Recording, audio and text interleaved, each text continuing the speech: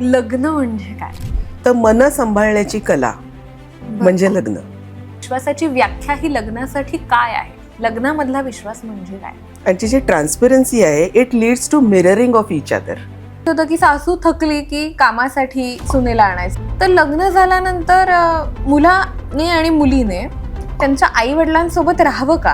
आणि we are searching for permanence in a relationship.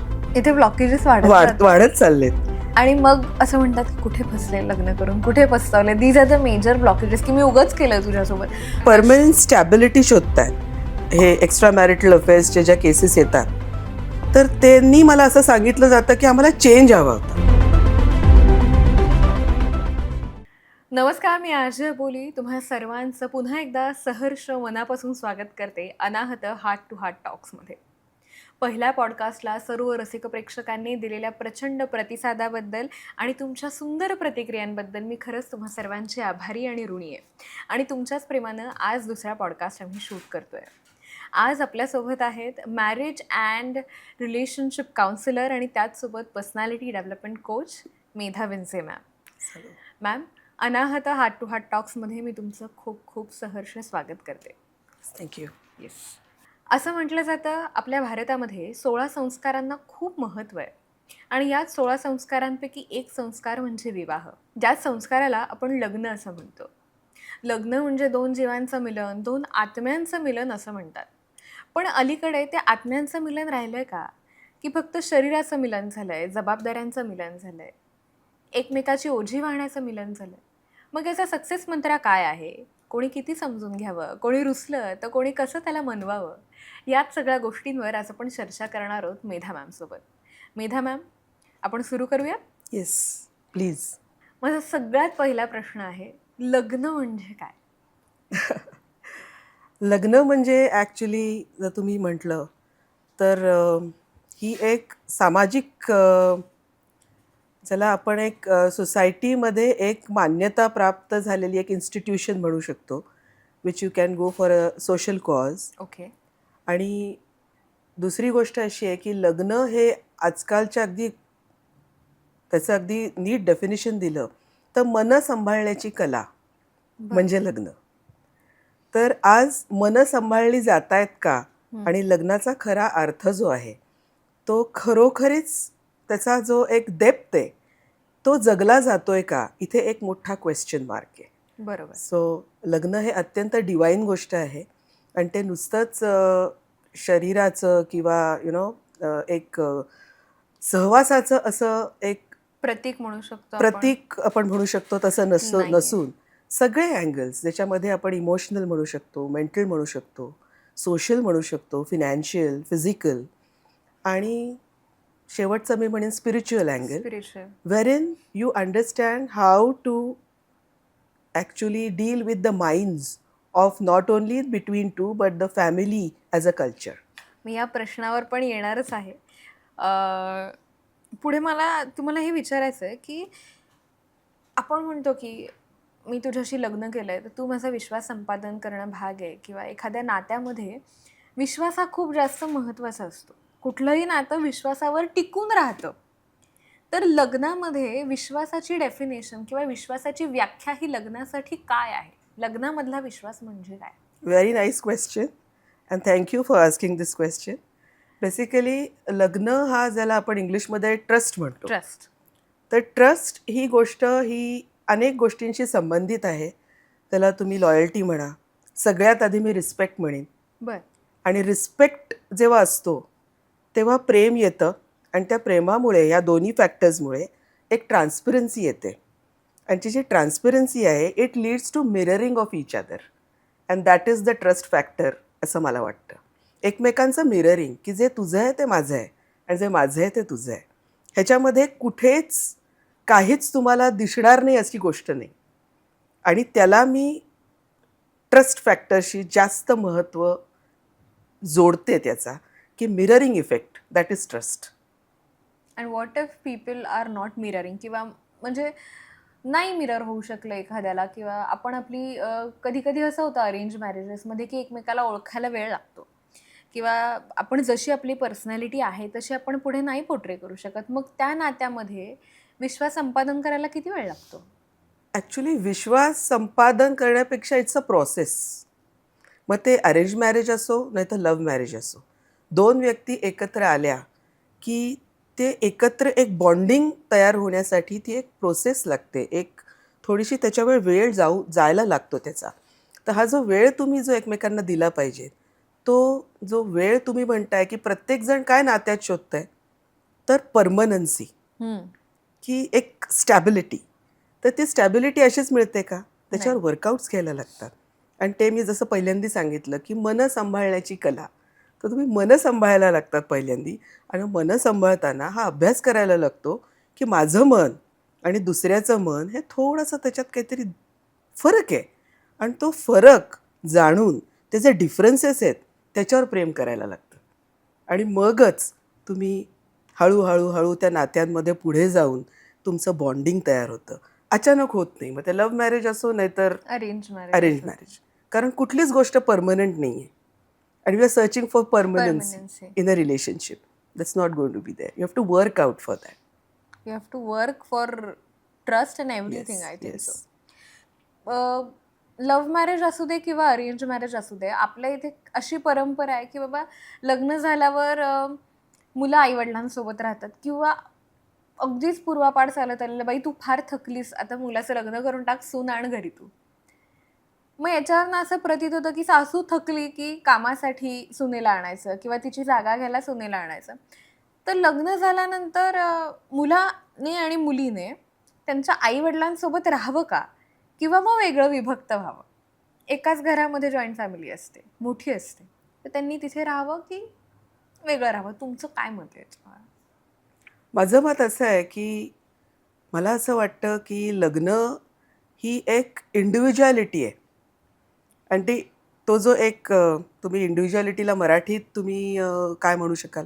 एक वैयक्तिक. एक वैयक्तिक तो एक एक ती एक जागा आहे, एक स्पेस आहे. आणि लग्न झालं म्हणजे ती जागा आपण देऊन टाकायची का? असं नसतं. आणि जेव्हा दोन जीव एकत्र येतात, तर ते आपल्या इथे जे कल्चरल फॅक्टर बघितला तर families are bonded. It's an extended family. Family. Extension of two families. आणि जेव्हा हे असं असतं तेव्हा त्या प्रत्येक मेंबरनी असं लक्षात घेतलं पाहिजे की हे दोघं जणं आनंदाने सुखाने कसा संसार करतील. आणि सुख हे अत्यंत महत्त्वाचं आहे. प्रत्येकाची सुखाची डेफिनेशन वेगळी आहे. आहे. ती तुम्ही असं म्हणू शकत नाही की मला हे आवडतं. म्हणजे आता तुम्ही जसं म्हणालात की सासू आता थोडीशी रिटायर थकली. होतीये हो, म्हणून. बरोबर. तर नो वन इज म्हणजे कुणी कुणाचं रिप्लेसमेंट नसतं. कुठलंही आता एखादं फूल घेतलं तर त्याला प्रॉपर ग्रोथ त्याला देण्यासाठी तुम्ही त्याला सगळे एन्व्हायरमेंट नीट देता. म्हणजे लग्न हे इंग्लिशमध्ये ज्याला आम्ही म्हणतो मॅनिप्युलेशन नाही आहे. It is a freedom but with responsibility. Very beautiful term. Yes. पण मॅम आपल्या कल्चरमध्ये असं नाही ना मान्य करत. असं आपण म्हणू शकतो की मोठ्या फॅमिलीजमध्ये किंवा जॉईंट फॅमिलीजमध्ये हे लोकांना नाही सहन नाही होत किंवा काय म्हणतात बाबा मुलाचं लग्न झालं, मुलीने घर वेगळं केलं की हां हिने घर फोडलं. अशा बऱ्याच गोष्टी आपल्याला ऐकायला येतात. मग some people are not comfortable की नाही राहिलं पाहिजे यांनी वेगळं, आपली ही कल्चर नाही, यांनी आईवडिलांना सांभाळलं पाहिजे आणि यांना काय प्रायव्हसी हवी. So there are many series of questions. त्या गोष्टी आपण मग कशा एखाद्या मुलीची इच्छा भलेही असेल की आम्हाला वेगळं राहायचं आहे, पण तो मुलगा दोन्हीकडे अडकला ना, बायकोमध्ये पण अडकलेला असतो, तो घरामध्ये पण अडकलेला असतो. या सिच्युएशनमध्ये what he has to do? तो काय करणार? ॲक्च्युली वेगळं ह्याची खूप नकारात्मक पद्धतीने हा विचार केला जातो वेगळेपणाचा. बरोबर आहे. वेगळं म्हणजे त्या त्या जे कोण ते कपल आहे त्याला फुलायला तो एक स्पेस हवी असते. आणि it is actually about the space. It's actually about the space. It's actually about the independence. आणि जेव्हा तुम्ही एखाद्या आपल्या मुलाला पंख देता तेव्हा जर उडायला शिकवलंच नाहीत किंवा त्यांनी शिकलंच नाही तर त्या पंखांचा काही उपयोग नसतो. बरोबर. त्यामुळे ना त्यांनी काय केलं पाहिजे की प्रत्येकाला जर तुम्हाला वेगळं राहणं, तुम्ही जॉईंट फॅमिलीत राहा किंवा न्यूक्लिअर फॅमिलीत राहा, म्हणजे तुम्ही वेगळं ज्याला म्हणता हो. वेगळं राहा, तर तुमची मनं, मी जसं पहिल्यांदा सांगितलं, मनं सांभाळणं. मग ती फक्त एकट्याची आहेत का? ती नाही. सगळ्यांची मनं एकमेकांनी सांभाळता आली पाहिजेत. आणि ते सांभाळण्यामध्ये इंडिपेंडन्स दिला पाहिजे. तो इंडिपेंडन्स जर नसेल तर तुम्ही जरी त्याला बांधून ठेवलं हम्म. तर तुम्हाला सुख कसं काय देता येईल? आणि सुख द्यायचं नसतं, ते सुख आपोआप दिलं जातं. दिलं जातं. तेवढी मनं पण एकमेकाची शुद्ध लागतात किंवा अंतःकरणापासून एखाद्याविषयी आपल्याला प्रेम भासावं लागतं मला वाटतं, तेव्हा ते येतं. हो. आणि ते प्रेम ही अशी गोष्ट आहे की ॲक्च्युली कसं आहे की लग्नामध्ये आपल्याला असं समजलं जातं की एकत्र राहावं. पण एकत्र राहण्यासाठी लग्न हे जेव्हा आपण जे केलं जातं, तर मला असं वाटतं की लग्न म्हणजे तुमच्या मनातले जे ब्लॉकेजेस आहेत, ते पूर्णतः अनब्लॉक करण्याची प्रोसेस आहे. पण इथे होतंय उलटं. इथे ब्लॉकेजेस वाढत जातात. वाढत चाललेत. त्यामुळे सगळे प्रॉब्लेम्स येतायत. आणि मग असं म्हणतात की कुठे फसले लग्न करून, कुठे पस्तावले. These are the major blockages की मी उगाच केलं तुझ्यासोबत. खूप जणांचं आपण हे ऐकतो. आणि पुन्हा coming to the trust factor or the love factor, तुम्ही जो म्हणलात की प्रेम भासावं लागतं, ट्रस्ट गेन करावा लागतो. कुठेतरी ह्या विश्वासाला तडा जातो कधी-कधी. आता याचं कारण तुम्ही मला सांगायचं की लव्ह मॅरेज असू दे किंवा अरेंज मॅरेज असू दे, कालांतरानं एक्स्ट्रा मॅरिटल अफेअर्स होतात. हं. मग इथे विश्वास कमी पडतो का? किंवा प्रेम कमी पडतं का? याचं कारण काय नक्की? मी पहिल्यांदाच तुम्हाला सांगितलं की सगळेजण परमनंट स्टॅबिलिटी शोधतायत. आणि जेव्हा मी आता काउन्सिलर पण आहे. त्यामुळे मी काउन्सिलिंगमध्ये जेव्हा हे एक्स्ट्रा मॅरिटल अफेअर्सच्या ज्या केसेस येतात, तर त्यांनी मला असं सांगितलं जातं की आम्हाला चेंज हवा होता. चेंज. हां. म्हणजे एक थोडासा कुठेतरी जे घरातलं जे एक टर्मॉईल, सो कॉल्ड इमोशनल टर्मॉईल, त्याच्यापासून एक आउटलेट हवा होता, चेंज हवा होता. पण ॲक्च्युली माणूस चेंजच्या शोधात नाही आहे. माणूस हा परमनन्स फॅक्टरच्या शोधात आहे in the form of change. मग तो खरंच मिळतोय का? तर तो नाही मिळत. कारण जेव्हा एक्स्ट्रा मॅरिटल म्हणतात, तर तेव्हा ते it is for the time being. तिथे कोणीच कारण तिथे एक रिस्पॉन्सिबिलिटी न घेण्याची पद्धत आहे. पण तुम्ही बाहेर पडताय, तेव्हा एखाद्या बाहेरच्या व्यक्तीची पण रिस्पॉन्सिबिलिटी तुम्हाला घ्यावीच लागते ना. आणि दॅट टू फायनान्शियली ती जास्त वाढते पण कधी-कधी. ते कितपत ओपन असतं. जेव्हा ओपन नसतं, तेव्हा फ्रीडम नसतो. That is dependence. तो इंडिपेंडंट ॲटिट्यूडच नाही आहे. तुम्ही जेव्हा डिपेंड होता, तेव्हा तुमचे प्रॉब्लेम वाढतात. आणि जितके इंडिपेंडंट व्हाल, तितके प्रॉब्लेम कमी होणार, ब्लॉकेजेस जाणार and you will learn to live with each other and you will be for each other. मग याच्यामध्ये एक्सेप्टन्स पण खूप मोठी गोष्ट आहे ना. या आणि इथे डिपेंडन्समध्येच एक्सपेक्टेशन आहे. It's expectation. आणि जेव्हा इंडिपेंडंट होतो तेव्हा आपण एक्सेप्ट केलेल्या असतात गोष्टी. So it's a journey from expectation towards acceptance. याचं आपण अगदी सोप्या भाषेमध्ये लोकांना काय कारण पोहोचू शकतो की का होतं असं? का अफेअर्स करतात लोक जस्ट फॉर द परमनन्सी? मग परमनन्सी तर लग्नामध्ये सुद्धा आहे.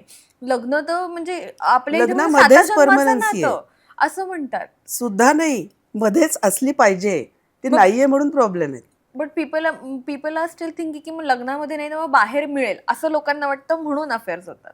नाही, ते एक त्याला मराठीत काय म्हणता तुम्ही, मृगजळ आहे.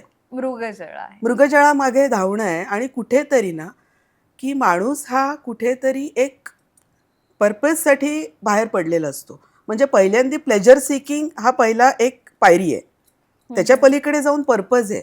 मग purpose of life is to hurt people और to heal people? Of course to heal people. Of course to heal.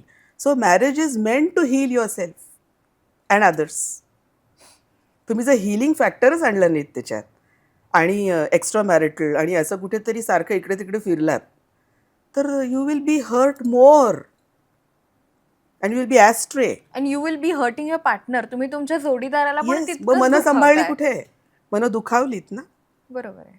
मनं दुखावलीत तर तुम्ही कसे हील होणार? तुम्ही स्वतःही हील होणार नाही, ब्लॉकेजेस वाढवत जाणार. तेच तर सांगते मी, की ब्लॉकेजेस जर तुम्ही वाढवत गेलात दिवसेंदिवस, तर हा तुमचं पीस ऑफ माइंड कुठे राहणार आहे? नाही, कुठेच नाही राहत. कुठेच नाही राहणार. मग तुम्ही कुणालाच देऊ शकत नाही, एक्स्ट्रा मॅरिटल अफेअरमध्ये सुद्धा देऊ शकत नाही. It's a time being. तिकडे मग तेव्हा चिडचिड लक्षात होते. येतं, अरे तेच बरं होतं. हो, आहे ते ठीक असं होतं. असं थोडंसं आजकालचा जो सीन आहे तो असा आहे. म्हणजे जे कंटेम्पररी जे काही चाललेले आहेत marriages, marriages. So that's the reason behind it. So इथे परमनन्सी आपल्याला हवी आहे. आणि त्या परमनन्सीसाठी आपल्याला एक्सेप्टन्स गरजेचं आहे, की तुम्ही जे आहे ते तुम्ही स्वीकारलं पाहिजे. आणि जेव्हा तुम्ही ते स्वीकारता, तेव्हा तुम्ही जास्त समाधानी राहता आणि खुश राहता. म्हणजे बाहेर जायची तुम्हाला तेव्हा गरज पडत. एक्झॅक्टली. आणि जबाबदाऱ्या स्वीकारणं ही सुद्धा ह्याच्यामध्ये खूप मोठी गोष्ट येते. Yeah it's a process. कंडिशनलपासून अनकंडिशनल. It's a process. की कंडिशन्स असतात ना, की तू माझ्यासाठी हे हे केलं केलं पाहिजेस. पाहिजेस. मग ती म्हणते तू माझ्यासाठी हे केलं पाहिजेस. तू करतोस, तू मला फसवलंस. तू आधी असं म्हणत होतास, असं केलंच नाहीस. नाही केलंस. तू माझ्या घरच्यांसाठी हे केलं पाहिजेस. आता घरच्यांवरनं एक गोष्ट येते, की लग्न आपण जेव्हा करतो तेव्हा आपल्या इथे म्हणतात, की लग्न फक्त होतं तर मुला-मुलीचं होत नाही, 2 कुटुंबांचं लग्न होतं. लग्न म्हणजे 2 कुटुंब एकत्र येतात. If a girl is married, she is not only married to the person but the entire family. Not in that way, but I hope you understand. तर मग त्या मुलीची त्या घराप्रती किती जबाबदारी असते. मग तिने सतत त्यांची मनं सांभाळायची असतात. बरं असतात तर मग ती कितपत असतात. तिने त्यांची जबाबदारी घ्यायची आहे, हे मलाही मान्य आहे. पण मग ती कितपत घ्यायची आहे? तुम्ही म्हणालात मनं सांभाळायची. Till what extent? एक प्रत्येक गोष्टीची एक मर्यादा आहे किंवा बॅरियर आहे. तर ते बॅरियर्स आहेत किंवा ते लिमिटेशन्स जे आहेत, ते कसे ओळखले पाहिजेत आपण? बरं, आता मी थोडं ट्रॅडिशनल व्ह्यू देते. हं. पूर्वी असं म्हटलं जायचं, की मुलगी शहाणी झाली. हो. मुलींवरच तो टॅग होता, की मुलगी शहाणी शहाणी झाली. झाली. पण लग्न हा जेंडर रोल नाहीच आहे. We can see these things right Yeah, now. and the society is changing these days. It's not a gender role at all. म्हणजे जिथे ही मुलगा आहे, ही मुलगी आहे. नो. एक मन जेवला म्हणतो आपण, मन हे दोघांनाही असतं ना. बरोबर आहे. मग मी सुरुवातीलाच सांगितलं, की मन सांभाळण्याची कला म्हणजे कला, लग्न. लग्न. मग तिथे जेंडर रोल येतच नाहीत.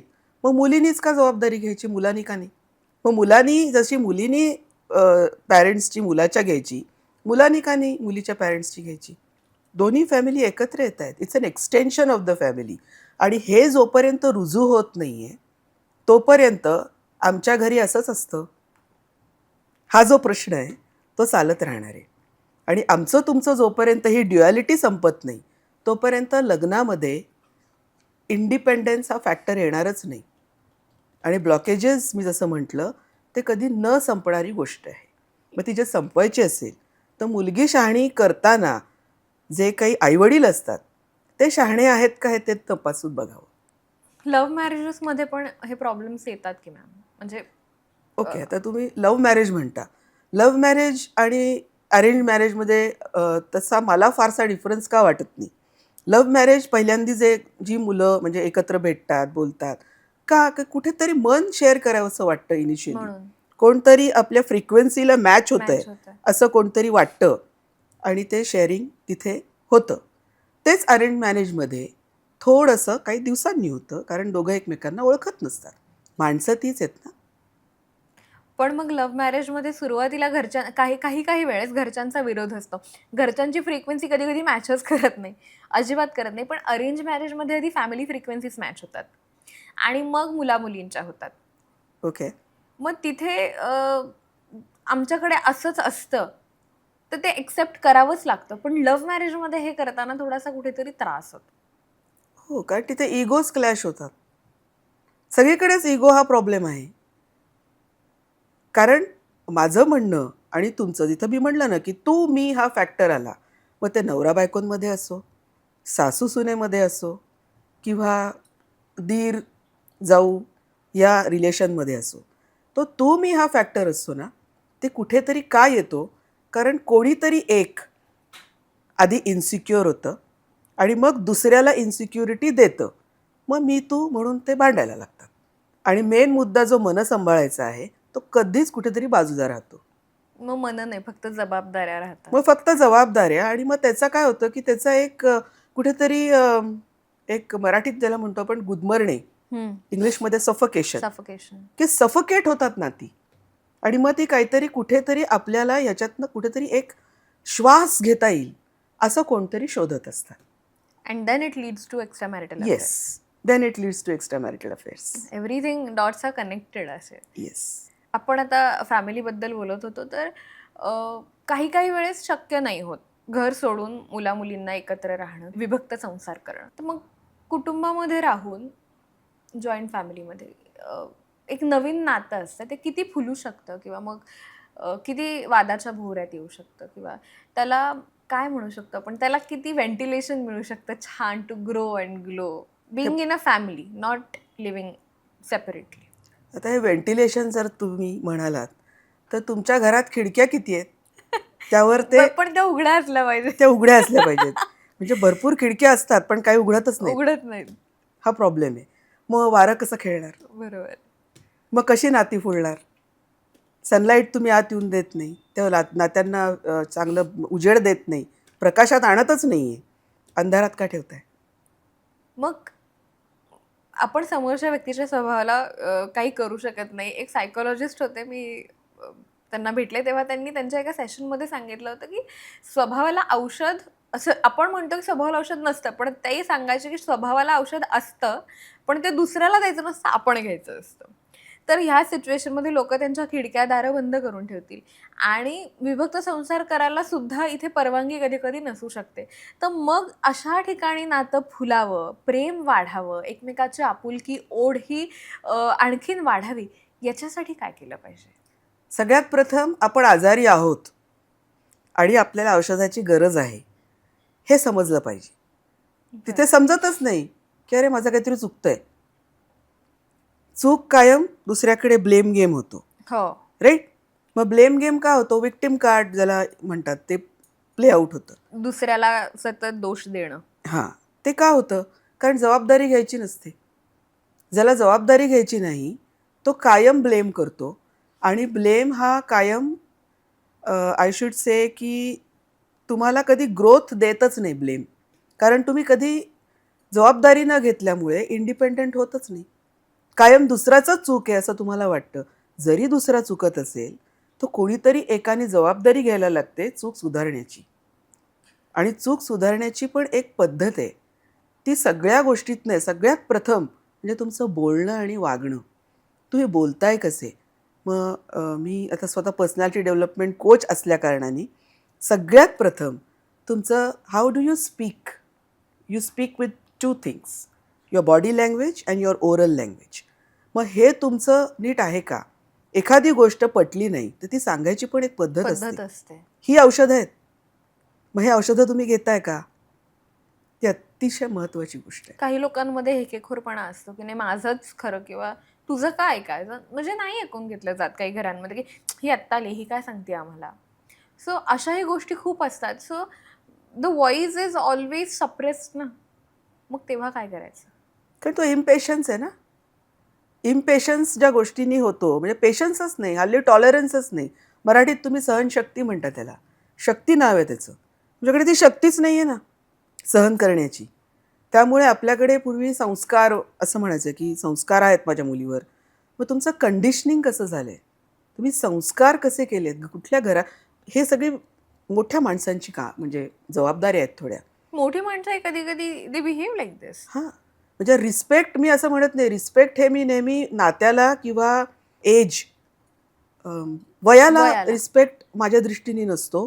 तो रिस्पेक्ट असतो तो वागण्याला असतो, की वागताय कसे? म्हणजे तुम्ही आज मी असं बघितलेलं आहे, की एखाद्या ज्याच्यामध्ये मॅच्युरिटी हा फॅक्टर येतो. मॅच्युरिटी हा अत्यंत जबाबदारीची गोष्ट आहे आणि मॅच्युरिटीमध्येच टॉलरन्स आहे. तो जी व्यक्ती हे करू शकते, ती व्यक्तीच नातं सांभाळू शकते. मग ते कोणी पण असेल, नवरा असेल, बायको बायको असेल, असेल. घरातले कोणी फॅमिली मेंबर्स असतील. त्यांनी जर हे प्रत्येक आपल्या मुलाला, आपल्या मुलीला हे जर शिकवलं, की किती बोलावं, कसं बोलावं, कुठे बोलावं आणि केवढं बोलावं.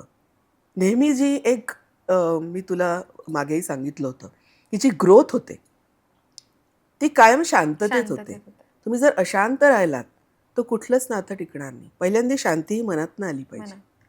स्वतः आपण स्टेबल येस, आहोत. येस. आणि एखादं नातं मला जर सांभाळायचं झालं सांभाळायचं असेल तर माझी सुद्धा आतून इच्छा हवी, की नाही मला हे सांभाळायचं आहे. म्हणजे एक लग्न झालंय, हां, आता हे लादलं गेलंय. मग मी जर त्याला बर्डन म्हणून संबोधत असेल, तर ते नातं तितकं फुलणार नाही किंवा तितकं जपलं जाणार नाही. जर माझ्या मनामध्ये स्टेबिलिटी आहे, no I want to take it ahead and then only I think आपण ते पुढे नेऊ शकतो. नाही, पूर्वी आता हे जे तू बोललीस, तर पूर्वी हे जे नात्यांचं जे होतं ना, की ते लग्न म्हणजे एक कमिटमेंट होती, हं. की जी तुम्ही लाईफ लाँग फॉलो करणार आहात. पण आजकालचं जग जसं इन्स्टंट जग आहे. जर ते कमिटमेंटमध्ये मी कमिटमेंट देते पण मला असं लक्षात आलं, की या गोष्टी नाही मला या नात्यामध्ये नाही मिळालेल्या. तर ते मन विचार करायला लागतं की अरे मी कशा काय या नात्यात राहणार, पण ही माझी जबाबदारी आहे की माझ्या पार्टनरला माझ्या कमिटमेंट थ्रू कुठेतरी त्याचे ब्लॉकेजेस मी हील करायला मदत करते का मी त्याला ब्लेम गेममध्ये करते की कुठेतरी एक सेल्फ एस्टीम जो असतो तो दुसऱ्याचा मी कमी करून स्वतःचाही मी कमी करते आणि त्या नात्याला कुठेतरी एक डिस्टन्स देते. तर नात्याचं डिस्टन्सिंग न करता जितकं जवळ तुम्ही एक्सेप्टन्सनी याल, कारण कोणीच सारखं नसतं. म्हणजे तुम्ही कितीही नाती केली तरी एक नातं निभावल्याशिवाय तुम्हाला कुठेच स्टॅबिलिटी मिळणार नाही. ते तुम्हाला स्टॅबिलिटी आणावी लागते सहनशक्तीनी, टॉलरन्सनी, दुसऱ्याला मदत करून, की जे तुम्हाला हवं आहे. ज्याला एक हल्लीची जी टर्म आहे कम्पॅटॅबिलिटी, जी कम्पॅटॅबिलिटी हा फॅक्टर जो लागतो तो म्हणजे काय, नक्की काय? मग फिजिकल कम्पॅटॅबिलिटी तुम्हाला फक्त हवी आहे, फिनान्शियल हवी आहे, इमोशनल हवी आहे, काय? What do you mean? What is your main definition of compatibility? It's an institution where you experience the divinity within.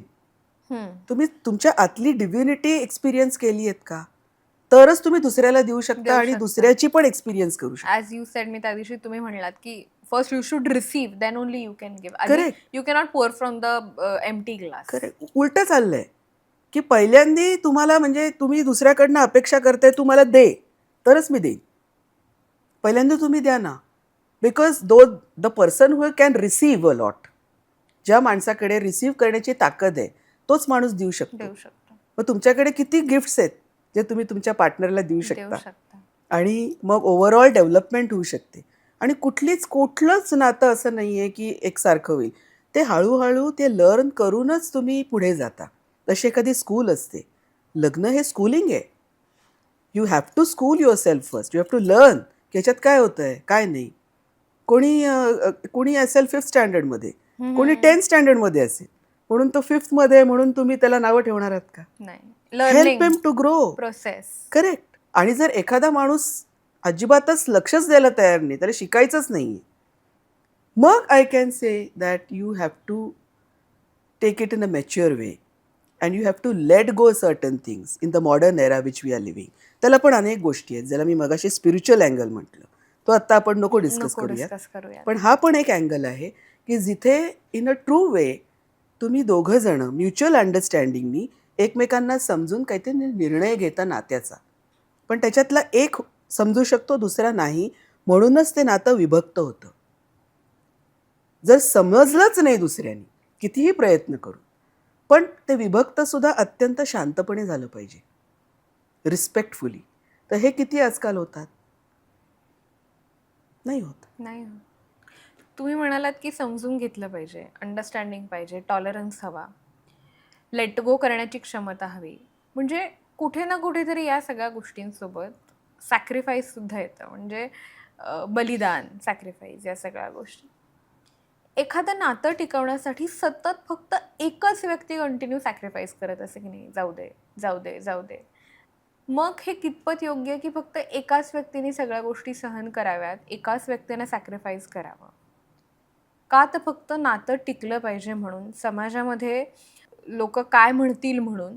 आत्तापर्यंत आपल्याकडच्या बऱ्याच स्त्रिया हेच करत आल्या की लोक काय म्हणतील म्हणून राहायचं, आईवडिलांची इज्जत आहे म्हणून राहायचं, आपल्याकडची पद्धत आहे म्हणून राहायचं, किंवा वाईस वर्सा पण असू शकतं की मुलगा पण असू शकतो, नाही माझ्या आईवडिलांची इज्जत आहे किंवा माझं घराणं मोठं आहे.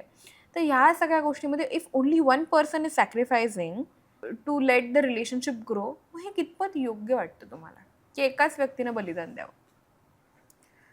बलिदान हा शब्द, sacrifice exactly it's not that way.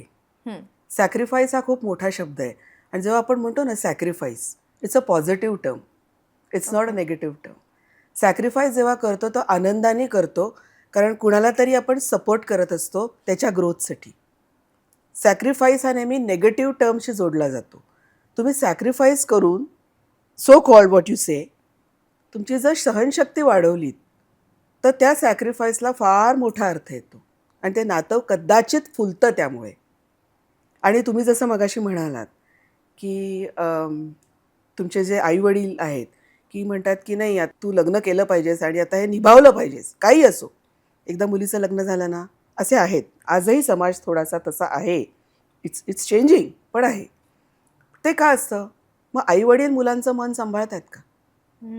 तो पण एक फॅक्टर आहे याच्यामध्ये. सगळ्यात महत्त्वाचा जो एक फॅक्टर मला जो लक्षात आला आहे, की ही जी मागची पिढी आहे, ती पुढच्या पिढीला स्वतःचे विचार लादून बॅकसीट न घेतल्यामुळे हवं तिथे प्रॉब्लेम्स निर्माण करते आणि त्याला फुलायला मदत नाही करत आहे. नाही करत. आणि त्यामुळे कारण ज्याला आपण जनरेशन गॅप म्हणतो. Generation. What is generation gap? की हे जे टाईम प्रोसेस आहे, द एरा इट्स चेंजिंग. मग मागची पिढी काही त्या एराला ॲडजस्टमेंट करायला तयारच नाही आणि त्यामुळे ती मुलांना मॅनिप्युलेट करते. त्यांचा आनंद काय आहे हे बघतच नाही आहे आणि तिथे त्यांचा सॅक्रिफाईस जो आहे तो ते करायलाच तयार नाही. याची खूप मोठी गोष्ट आहे जी मी आत्ता सांगितली. म्हणजे सॅक्रिफाईस हा फक्त नवरा बायको नाही, पण प्रत्येक प्रत्येक नात्यामध्ये आहे. नात्यामध्ये. त्यामुळे हे जर तुम्ही केलं नाही तर तुम्ही सफरिंग देताय दुसऱ्या पिढीला. आणि मी मगाशी जसं म्हटलं की तुम्ही हील करताय का हर्ट हर्ट करताय? करताय. हे फक्त 2 डेफिनेशन्स तुम्ही लक्षात ठेवा. Healing or you hurting someone. Hurting someone. मग ते कुणालाही असो. आणि दुसरी गोष्ट की पूर्वी कसं की एक वानप्रस्थाश्रम वगैरे असं एका एका एजशी रिलेटेड ते वेगळ्या वेगळ्या त्यांची डेफिनेशन्स हो. असायची. आश्रम व्यवस्था. आश्रम व्यवस्था असायची. त्याचा अर्थच असा की तुम्ही हळूहळू डिटॅच होताय का नाही. तुम्ही attachment through wrong attachments through लोकांना त्रास म्हणजे त्या पिढीला त्रास देताय. त्यांना फुलायला मदतच करत नाही. आणि मग तेच तेच पुढे पुढे पुढे कुणी कॅरी आऊट करायचं का कुठेतरी त्याला फुल स्टॉप करायचा हे फक्त एक अवेकंड माइंडच करू शकतं. पण सगळेच त्या अवेकन माइंडला मदत करतील असं नाहीये ना. मग तिथेच तर ती लढाई आहे ना. मग ती लढाई विदाऊट नॉईज खेळता येते का? कुठले शस्त्र न वापरता. Growing in silence. Growing in silence. मग हे प्रत्येक नात्याशी सुद्धा आहे की तसं होतच नाही. वादविवाद, मी तूपणा किंवा माझंच बरोबर आहे, हे सगळं मॅन्युप्युलेटिव्ह टूल्स आहेत. These a weapons of manipulation. आणि हे मला असं वाटतं की हे आधीची पिढी ती वापरतीये आणि ते प्रॉपर्टीच्या रूपात दुसऱ्या पिढीला देतीये. मग त्या पिढीला हे कळलं पाहिजे की हे कुठेतरी थांबवायला हवं. कंडिशनिंग म्हणजे तेच होत चाललंय. येस. आणि सगळ्यात वेपन म्हणजे आपल्याकडे जे आहे दॅट इज बोलणं. Our tongue. How are we using our tongue? कसं बोलताय? सगळी नाती बोलण्यापासून सुरू होतात. तुमचं मन तुम्ही कधी एकमेकांशी शेअर करता? तर बोलण्यापासून. तर तुमचं बोलणं कसं आहे? तुम्ही सॉफ्ट आहात का हार्श आहात? मग हार्शनेस हा बोलण्यापासून सुरू होतो, वागण्यात ते उतरतं आणि मग सगळीकडे त्याचं हळूहळू चॅनलायझेशन होतं. आणि मग तिथून हील का हर्ट ही जर्नी सुरू होते. पुन्हा मला मागे जावंसं वाटेल आणि विचारावंसं वाटेल. अटॅचमेंट गरजेची आहे, प्रेम गरजेचं आहे, सगळं ठीक आहे. काही लोकांचे बाहेर अफेअर्स नसतात, एक्स्ट्रा मॅरिटल अफेअर नसतात, पण नात्यामध्ये नवऱ्या बायकोच्या प्रेम नसतं, अटॅचमेंट नसते, लगाव नसतो, राहतायत म्हणून राहतायत किंवा एक समझोता आहे त्यांच्यामध्ये किंवा आता मुलं झालेली आहेत, मग मुलं झाल्यानंतर कुठे विभक्त व्हायचं. प्रेम नाहीये, फक्त वर्षानुवर्ष फक्त एकमेकांची सोबत आहे म्हणून राहते आणि त्या सोबतीप्रमाणे त्यांना एकमेकांची सवय झालेली आहे, एकमेकांची सोबतीमुळे काळजी वाटते. पण त्याच्यामध्ये प्रेम किंवा रोमॅन्टिसिझम ही जी टर्म आहे ती आपल्याला बघायला मिळत नाही. वर्षानुवर्ष एकत्र राहून सुद्धा, मुलांची लग्न झाल्यावर सुद्धा. याला काय कारण? त्याचं कारण असं आहे की एकतर कंडिशनिंग. मी जसं सांगितलं की मागच्या पिढीने जे कंडिशन केलेलं आहे in the form of traditional marriages की आता हा तुझा नवरा आहे, ही तुझी बायको आहे आणि त्या पद्धतीने तुला राहायला लागेल. आमच्याकडे येऊ नकोस. दोघंही येऊ नका. लव्ह मॅरेज केलं आहेत ना, जबाबदारी घ्या, येऊ नका. अरेंज मॅरेज असेल तरी जबाबदारी आम्ही आता पार पाडली आहे, या वयात आम्हाला टेन्शन देऊ नका, असा एक मुद्दा असतो. पण होतं असं की ह्याच्यामध्ये ती जी कपल्स असतात कदाचित त्यांना समजतं की आपण एकमेकांसाठी बनलेलो नाही आहेत. म्हणजे इथे मग अंडरस्टँडिंग फॅक्टर आला. Understanding, empathy. अंडरस्टँडिंग आलं पण एम्पथी येत नाही. So they feel stuck. Why? Because of the traditional values, the conditioning and so the pressure. आणि त्या प्रेशरखाली एकमेकांशी ते भांडत बसतात आणि आयुष्याचा जो आनंद आहे की कळतं की अरे आपण एकमेकांसाठी नाही बनलेलो, मग आपण राहतोय, मग मनं मारून राहतात. मग एक एक दोन गोष्टी आहेत. एखादं मनं मारून राहतं, एखादं ॲडजस्ट करतं, ॲडॅप्ट करतं आणि ॲडेप्ट करतं. म्हणजे काय, की ते दुसऱ्या कुठल्या तरी नात्यांमध्ये म्हणजे मुलांमध्ये म्हणा किंवा सासू सासऱ्यांमध्ये म्हणा कुठेतरी एक बॉन्डिंग शोधतं आणि तिथे त्या बॉन्डिंगमध्ये हील होऊन या नात्यात अटॅचमेंटनी, नॉट नेसेसरी ती अटॅचमेंटमध्ये देपते, ते राहतात, आनंदाने राहतात. पण काही काही जी कपल्स आहेत ते स्टक होतात. का स्टक होतात? कारण अनेक त्याच्यात मुद्दे आहेत की financial aspect, they are not independent, they are dependent on their financially on their family, I mean husband or in laws whatever. आणि मग त्या व्यक्तीची घुसमट होते आणि त्यामुळे मग they learn to keep quiet. And then again sacrifice comes. And that sacrifice is something like it's not making that person bigger than life. It is actually making that person stuck in life. ते जे stuck जेव्हा ते माणूस होतं तेव्हा ते suffocate व्हायला लागतं आणि आयुष्य कुठेतरी खुंटल्यासारखं होतं. मग ते तसंच जगत राहतं आणि मग ते कुठेतरी फिजिकॅलिटीमध्ये त्याचे परिणाम होतात. डिसइज तर झालेला असतो, त्याच्यामुळे डिझीज झालेला असतो डिझीज. आणि मग ही नाती सगळी सफर होतात. What to do when you're at disease. जे डिसीज व्हायच्या आधी जेव्हा तुम्ही डिसईजला असता तेव्हा तुम्ही काय केलं पाहिजे अशा एव्हरीवन नात्यांमध्ये? Has their own definitions. No one definition is एकच व्याख्या एका व्यक्तीला लागू होते असं नाही. प्रत्येकाचे दृष्टिकोन, त्याला आम्ही परसेप्शन म्हणतो इंग्लिशमध्ये, त्या परसेप्शनप्रमाणे त्यांनी त्याचा ईज आऊट व्हायचं असतं. कोणाला असं वाटतं की नाही डिवोर्स घ्यावा, ते सक्षम असू शकतील म्हणजे तेवढे फायनान्शियली फिनॅन्शियली, इमोशनली त्यांच्यामध्ये तेवढी स्ट्रेंथ, ताकद असेल. इमोशनल ताकद नसेल तर डिवोर्सेस विल नॉट वर्क. कारण तुम्ही त्या व्यक्तीशी अटॅच्ड असता. आज 25 वर्ष, 30 वर्ष, 32 वर्ष. पण मॅम इथे अटॅचमेंट आहे, प्रेम नाहीये. आयुष्य खुंटून सुद्धा जातं काही लोकांचं. तर मग it becomes almost like a sandwich की मला राहायचं सुद्धा आहे, पण राहताना माझं मन खुलं करून मला राहता येत नाही, जगता येत नाही, किंवा मी समोरच्या व्यक्तीला खूप माझं प्रेम समजावण्याचं किंवा तू माझ्यासाठी किती महत्त्वाची आहेस किंवा महत्त्वाचा आहेस हे सांगण्याचा प्रयत्न असतो एखाद्या व्यक्तीचा, पण समोरची व्यक्ती ते समजूनच घेत नाही. कोणत्याही प्रकारे त्या व्यक्तीला कळतच नाही ते रोमॅन्टिसिझम फॅक्टर. तर मग अशा वेळेस काय करावं की समोरच्या माणसाला कळतच नाहीये की माझं तुझ्यावर किती प्रेम आहे, मी आता कसं कसं सांगू तुला ते. What to do in this situation? आता मी एक उदाहरण देते. 2 फळं आहेत. एक मँगो आहे, एक ॲपल आहे. तर तुम्ही मँगो आणि ॲपलचं लग्न लावलं आहे. मँगोला वाटतंय हा मँगो बनावा, त्याला वाटतंय हा ॲपल बनावा. मग अशा वेळेस दोघांचं जे काही एक जी क्वालिटीज आहेत ते एकत्र करून तुम्ही फ्रूट सॅलडमध्ये तर खाऊ शकता. पण मग ते दोघांना एकमेकांना समजून घेतलं पाहिजे दोघांनी ना. They have to be friends first. समजून तर घेतलं पाहिजे की डोंट रश आउट. पहिल्यांदा तुम्ही मैत्री करा की खरंच आपण आहोत का तसे. म्हणजे लग्न झाल्यावरही मैत्री होऊ शकते हो. आणि लग्न झाल्यावरही आधीची मैत्री जी होती ती राहत नाही, असं पण होऊ शकतं. त्यामुळे हे जेव्हा होतं तेव्हा तुम्ही एकमेकांना जेव्हा मी जे म्हटलं की इंग्लिशमध्ये आम्ही त्याला रिसेंटमेंट म्हणतो. ओके. रिसेंटमेंट म्हणजे काय की झुरणे मनातल्या मनात की अरे मला असं नव्हतं हवं होतं, माझं तर तसं होतं, आधी असं होतं, मला सांगितलं असं आणि झालं असंच.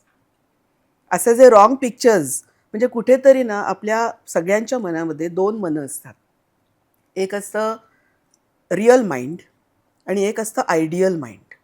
ओके. तर जितकी ती गॅप रिअल आणि आयडियल माइंडची कमी होईल तितकी नाती सुधारतील. आणि तसं खूप कमी असतं, अगदी अगदी 2%. आय थिंक आयडियल माइंड हे कायम सोसायटीला काय चांगलं वाटेल हे शोधत असावं, की नाही माझ्याकडे हे आहे ना मग सोसायटी विल प्रेज मी. आयडियलिझम पण कशातनं करावा, म्हणजे it should not be like कुठेतरी एक स्वप्नाळू असणं हे चुकीचं आहे, चुकीच्या पद्धतीने. ते मध्ये पण राहता आलं पाहिजे ना. Reality should match your idealism. आणि ते जर तुम्हाला मॅचच करता येत नसेल तर तुम्ही कधीच दुसऱ्याला समजून घेणार नाही. एम्पथी फॅक्टर येणारच नाही त्याच्यामध्ये. येणारच नाही. अंडरस्टँडिंग येणार नाही तर एम्पथी कुठून येणार आहे? एम्पथी आणण्यासाठी अंडरस्टँडिंग आलं पाहिजे की मला या व्यक्तीला समजून घेतलं पाहिजे. इन्स्टेड ऑफ मी कुठेतरी माझी इन्सिक्युरिटीमध्ये रोज फिरणं की कोणी नाही बघेल मला हे का? नाही मिळालं, मग मला हेच हवं होतं. तो की नाही? इन्सिक्युरिटी ऑल्सो कम्स अगेन, की जे बाहेर अफेअर्स असतात तिथे पण इन्सिक्युरिटी, नाही माझ्या बायकोला कळलं तर किंवा माझ्या नवऱ्याला कळलं तर, ही सुद्धा एक इन्सिक्युरिटी आहेच ना. हो असते. इन्सिक्युरिटी का का देताय तुम्ही? का देताय हे पहिल्यांदा तुम्ही फाइंड आउट केलं पाहिजे. माझं असं म्हणणं आहे आजकालच्या बदलत्या या सगळ्या एरामध्ये किंवा या एजमध्ये की नात्यांची डेफिनेशन्स बदलली आहेत. माणसाला everyone is searching for a complete relationship. पण कम्प्लीट रिलेशनशिप होण्यासाठी you have to complete yourself within. Within तुम्ही कम्प्लीट करताय का? तुम्ही इनकम्प्लीट आहात and you are searching for a complete partner. That's not going to be there. You have to complete yourself. तरच तुम्हाला कोणतरी complete that frequency will match and come into your life. हेच कारण आहे का, की Gen Z जे आहे ते लग्नापासून आता दूर जात आहेत, किंवा हल्लीच्या जेनझींचं असं जनरेशनचं मत आहे की लग्न नाही करायचं. मग त्या हल्लीच्या जनरेशनमध्ये हा कम्प्लीटनेस कुठेतरी लॅक करतोय का, किंवा त्यांना तो शोधता येत नाहीये का, किंवा आजकालच्या फास्ट एवढ्या जगामध्ये मागे राहून जात आहे का? सगळं अगदी क्विकली आपल्याला मिळतं, so we get also bored quickly, की आपल्याला असं हे पण माहिती आहे, हे पण माहिती आहे, आता मी पुढे काय करू? मग ह्या सगळ्यामध्ये कम्प्लीटनेस शोधायचा कुठे? मग ह्या सगळ्या लॅक ऑफ कम्प्लिशनमुळे जेनझींचं असं मत आहे का, की बाबा नाही लग्न करायचं नाही? I tell you one thing. Completeness always leads to solitude, not loneliness. Okay. Loneliness हा अत्यंत वेगळा फॅक्टर आहे. म्हणजे आजकालची जी तरुण पिढी आहे, yeah they are searching for like the compatibility within I mean instantly. त्यांचे इमोशनल जे काही फॅक्टर आहे ना, आज I am emotionally imbalanced, I go to someone who is like very close to me, yeah आणि मग त्यांच्याशी मी जाऊन बोलीन थोडंसं. इन एव्हरी वेज मी रिलॅक्स होईन, आणि रिलॅक्स झाल्यावर ते टाईम बिईंगसाठी असतं. पण ह्याच्यामध्ये तुम्ही कुठेतरी again you are stuck. Blockages तुमचे रिलीज होतच नाहीत. म्हणजे तुम्हाला एक काही विशिष्ट वयानंतर तुम्हाला असं वाटतं की अरे माझी कोणीतरी काळजी करावी, केअरिंग फॅक्टर असावं, काहीतरी मला विचारावं. मग त्या नात्यांमध्ये काळजी असणं हा आहे का हा दृष्टिकोन? मग ते सगळे अत्यंत काय म्हणतात त्याला, एक आर्टिफिशियल गोष्टी सगळ्या व्हायला लागल्या आहेत. मग आज तुम्ही जर बघितलं तर old age homes, western culture आपल्याकडे का यायला लागले? कारण फॅमिली सिस्टीम ॲज सच, ह्या ज्या सगळ्या गोष्टी आहेत, हा जो रिगमोरोल आहे नात्यांचा चुकीच्या पद्धतीने जो चाललेला आहे, त्यामुळे ते कुठेतरी स्टक झालेले आहेत. आणि त्यामुळे त्यांना बाहेरच पडता येत नाही आहे. ते असं कुठेतरी, मराठीत आपण म्हणतो ना की वाभ्र मूल असतं एखादं, की त्याला समजतच नाही की काय करावं. मग आत्ता मला तहान लागली, मग कोणीही पाणी देत आहे ना, मग मी पितो. पण ते फिल्टर्ड वॉटर आहे की नाही, आईची चव आहे का त्याला, बरोबर. हे कोणी बघतच नाही. मग आजकालचे जर what you sed about the Gen Zs, हे जे काही जे आहे, ते जे काही चाललेलं आहे ते फक्त त्या क्षणिक सुखासाठी चाललंय. आणि सुख हे कधी क्षणिक नसतं, क्षणिक नसतं. ते परमनंट असतं. आणि ते मिळवायचं असतं. कधी मिळवायचं असतं? एकमेकांशी रिस्पेक्ट, एकमेकांचा आदर, आणि तो आदर अत्यंत म्हणजे मनापासून हवा, जेन्युइन.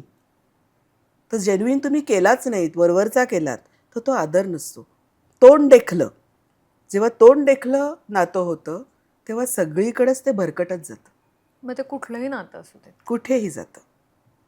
आणि मग तुम्हाला ॲडजस्टमेंट आणि कॉम्प्रोमाइजच्या नावाखाली तुम्हाला सगळीकडे निराशा मिळते, आनंद उपभोगता येत नाही, आणि your life becomes stuck because of that. खिडक्या बंद होतात. आणि मग त्या खोलायच्या कशाही माहीत नसतं. मग कोणीतरी एक व्यक्ती येते की जिच्यामध्ये स्ट्रेंथ असते माइंडची, ती खिडक्या उघडायला लागते, तेव्हाच ते वारं आत यायला लागतं. हे वारं आत येणं म्हणजे सक्सेसफुल मॅरेज होणं असं मला वाटतं. तर सक्सेसफुल मॅरेज मंत्रा काय सांगतात? सक्सेसफुल मॅरेज मंत्र म्हणजे तुमचं इमोशन्स बॅलन्स करणं. ते कसं बॅलन्स कराल? इंटलेक्टनी, emotional intelligence. That is the successful marriage mantra which तुम्हाला देतं की तुम्ही मनं कशी सांभाळायची. म्हणजे कसं की you understand the emotions of your self. पहिल्यांदा त्याला इंट्रापर्सनल स्किल्स म्हणतात, ते तुम्ही समजता. आणि ते समजलं, तुमचं स्वतःशी नातं छान झालं की तुम्हाला समोरच्याचं नातं कुठे कंट्रोल करायचं आणि कुठे शांत बसायचं. कंट्रोल म्हणजे शांत बसायचं, कुठे बोलायचं हे कळतं. म्हणजे तुम्हाला हवा तो आउटकम मिळतो. त्याच्यासाठी तुमचे इमोशन्स आणि इंटलेक्ट हे स्टॅबिलाइज झाले पाहिजेत. That is the concept of emotional intelligence, जी आजकाल तुम्ही मराठीत म्हणता भावनिक quotient. What you call quotient? Question म्हणण्यापेक्षा आपण म्हणूयात की मानसिकरित्या किंवा भावनिकरित्या माणसानं जागृत असलं पाहिजे. त्याच्या भावना तेवढ्या भावना कंट्रोल करता आल्या कंट्रोल पाहिजे. करता आला पाहिजे. तुम्ही कंट्रोलच केल्या नाहीत भावना, वाटेल तसं वागलात तर तुमचा इंटेलेक्ट पण हॅमर होतो. त्यामुळे बौद्धिकरित्या. त्यामुळे जेव्हा तुम्हाला म्हणजे don't let your emotions go sway and इंटेलेक्टच्या पुढे जाऊन देऊ नका. म्हणजे आपण हिंदीत म्हणतो तसं की अपना दिल दिमाग पे हावी मत होने दो. You said it. That's the way it should be. That is the mantra की इमोशनली मी बॅलन्स्ड आहे का. मी जर नसेन तर दुसऱ्याला मी कशी करीन. सो पहिल्यांदा you have to be aware. Self awareness आला पाहिजे माझ्याशी की माझं नातं कसं आहे माझ्याशी. मी रिॲक्ट होतोय का मी रिस्पॉन्ड करतोय. It's the journey between reactions and the response. मग ही जी जर्नी जी आहे त्यालाच ॲक्च्युली या मॅरेज सिस्टीममधनं आपण शिकतो. आणि जर तुम्ही शिकायची तयारीच ठेवली नाही, तुमच्याकडनं दुसऱ्याकडनं नुसतीच अपेक्षा केली तर कसं काय तुम्ही बॅलन्स करणार एकमेकांना. पहिल्यांदा स्वतः. म्हणून मी मगाशी काय म्हणलं की कम्प्लीट आहात का तुम्ही. जेव्हा तुम्ही इमोशनली इंटेलिजंट होता तेव्हा तुमची कम्प्लीटनेसची प्रोसेस कम्प्लीट झाली असते. आणि जेव्हा तुम्ही कम्प्लीट होता तेव्हा दुसऱ्याला कम्प्लिशन देऊ शकता. जरी तो इनकम्प्लीट असेल तर तुम्ही मदत करता त्याला कम्प्लीट व्हायला. पूर्वी असं कॉन्सेप्ट होती की तुम्ही हिंदी पिक्चर्समध्ये वगैरे बघितलं असेल की मैं तुम्हारे बिना अधुरी हूँ वगैरे वगैरे. तर असं कोणी अधूर्य स्वतःला ठेवू नये. कम्प्लीट व्हावं म्हणजे नातं चांगलं फ्लरिश होऊ शकतं. Within complete. Yes, that is the mantra. स्वतःवर प्रेम करायचं आधी आणि मग आपण आपल्यावर प्रेम करू शकलो की मग आपल्या पार्टनरवर प्रेम करू शकतो. In simple words. बरोबर. दॅट्स द मंत्रा. आणि हे असेच अनेक अनेक अनेक मंत्र तुम्हाला ऐकायचे असतील मॅमकडून, त्यांच्याकडून गायडन्स हवा असेल तर आय थिंक मॅम तुम्ही ओपन आहात फॉर द ॲडवायजेस अँड गायडन्स. तर काय सांगाल तुम्ही त्याच्याबद्दल की तुमचा कॉन्टॅक्ट आम्ही शेअर करू शकतो का? येस, तुम्ही माझा कॉन्टॅक्ट शेअर करू शकता. आणि दुसरं म्हणजे मी इमोशनल इंटेलिजन्सचे वर्कशॉप्स कंडक्ट करते for adults and also for children, for parents, happy parenting म्हणून. आणि मी रिलेशनशिप कोच आहे आणि काउन्सिलर आहे. आणि मी स्वतःला सेल्फ काउन्सिलर्स कसं व्हायचं की तुम्हाला काउन्सिलरकडे जायची गरजच लागू नये हे पण कोचिंग देते. So in any ways I can help people if they need. I am always there. So you can share my number with them. Thank you so much. डिस्क्रिप्शनमध्ये आम्ही मॅमचा नंबर आणि त्यांचा ईमेल आय डीसुद्धा शेअर करू. ज्यांना वाटतं की आपल्याला गरज आहे गायडन्सची, मॅमच्या काही सल्ल्यांची, छान सक्सेसफुल मंत्रांची, त्यांना कनेक्ट व्हा आणि आयुष्यातली अशीच नाती सुंदर करा. आयुष्य आणखी सुंदर करा. खिडक्या उघडा, छान व्हेंटिलेशन येईल. येस. म्हणजे तुम्हाला जगतासुद्धा येईल आणि छान श्वाससुद्धा घेता येईल. तरी मॅम आज तुम्ही अनाहत हार्ट टू हार्ट टॉक्समध्ये आलात. इतक्या छान पद्धतीनं नातं कसं सांभाळायचं, लग्न कसं सांभाळायचं, जबाबदाऱ्या कशा घ्यायच्या हे तुम्ही आम्हाला सांगितलं. त्याबद्दल मी तुमची खरंच मनापासून आभारी आहे, हृदयापासून आभारी आहे. थँक्यू. माय प्लेजर. Thank you sir. मला पण खूप आनंद वाटला इथे येऊन. काही देवाणघेवाण आपली झाली त्याच्या संबंधी. Thank you so much ma'am. Meet you in the next podcast. Thank you so much. धन्यवाद.